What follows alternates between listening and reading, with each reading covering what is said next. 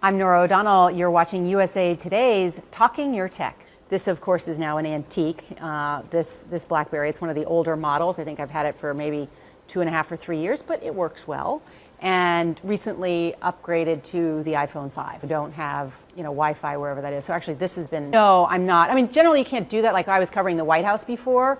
So you can be kind of on location somewhere. You can be in a bus, trying to keep up with the president. So the personal Mi-Fi has been very, very helpful. So I love this device. Voice will come on. It used to be Lance Armstrong, but he's not on it anymore. It's to the Nike website. So this to me, and this is probably a 1.5 years old, but I love this. This is one of my favorite devices. Well, I was commuting every week back and forth to Washington, D.C. while my family was still in Washington, D.C. They have since moved up to New York.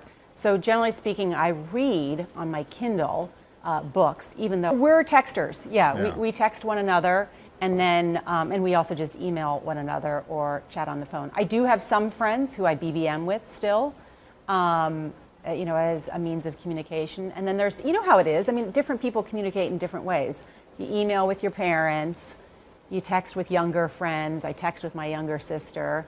I BBM with another friend. So, this is in other places, but BBM is kind of favored because there's a belief among government officials and other people that it's not traceable, that it doesn't exist out there. So sometimes with sources, I use BBM text that could be traceable. Now, I don't know, but the thought is that BBMs are not that I can tell you. Not that I can. Okay. Hi, John, and greetings. Yes, from here in Seoul, South Korea. It is a new day here in this country, in part because there's a new president. And the timing is incredibly significant because President Moon is heading to Washington and the White House to meet with President Trump. And that relationship between the South Korean president and the U.S. president is incredibly important. This is one of the most important strategic alliances in Asia and part of the world. We've heard the Defense Secretary Mattis, his advisor, saying just today that they're talking about their own anti-missile program.